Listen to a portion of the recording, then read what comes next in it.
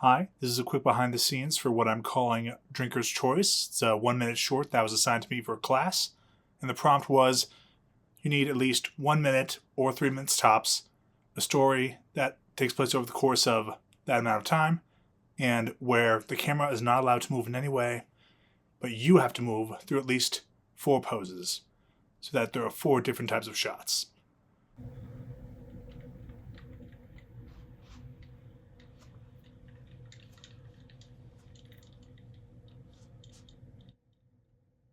We were shown a few different examples in class, which was amazingly helpful. And what I ended up going with was just something that I could shoot in my living room and with the things I had with me.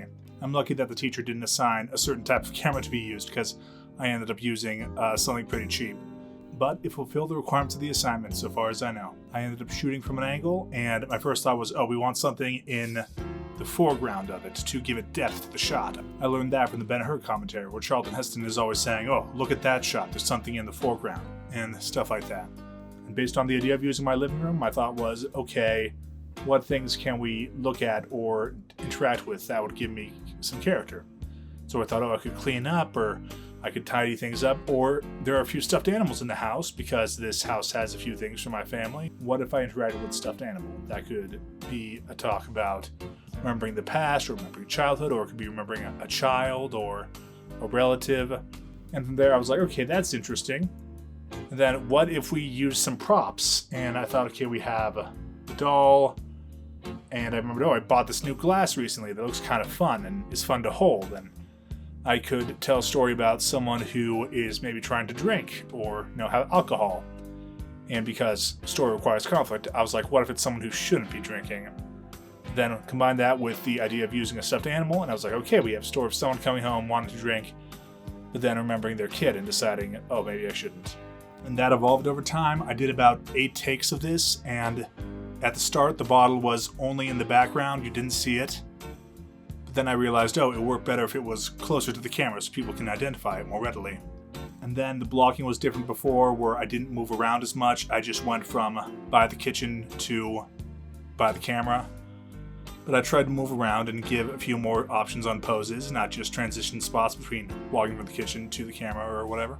And I ended up giving it a few more beats related to that. Like I said, I only needed to do 4 poses, but I thought there was some value in trying to squeeze the lemon on this premise, and let's see, what else could I do? Where could I go? What emotions could it seem like I was having? And I think it ended up in an okay spot. I think what's bothering me in retrospect about this project is I wish I had a better camera, but timing-wise that just how it worked out. And I wish I could use a bit more Foley. I wish I could go back and do over the sound, the ice, the footsteps, the water, stuff like that. Or artificial sounds to kind of have a bit more control over the sound aspect. But I didn't want to spend a bunch of extra time editing this. This was not a huge project, it was just one assignment. So I said, let's fulfill the assignment, and let's just try and do a good job during filming of capturing sound elements in an interesting way. Overall, I really liked this. It was challenging, and it was kind of nerve-wracking because I'm not someone who thinks their greatest strengths are in front of the camera. But I think I had a good experience, and it stretched me in a fun way, and it ended up expanding over the course of shooting into something I think had some punch. Originally, the ending was going to be that he does drink, and that's the end of the story. But when I got to the moment of posing by the doll, I thought, I think there's a bit more to this than just having it end like that. What if it goes in an unexpected direction? And I think the decision to have the character not drink and throw away his drink is one that is interesting, that makes sense, that creates an uplifting ending, and that allowed me to add some extra beats that were interesting. And I think that's why I ended up with the title I did, which is Drinker's Choice. Drinker's Choice, I think, refers to just the idea that you get to choose what you drink.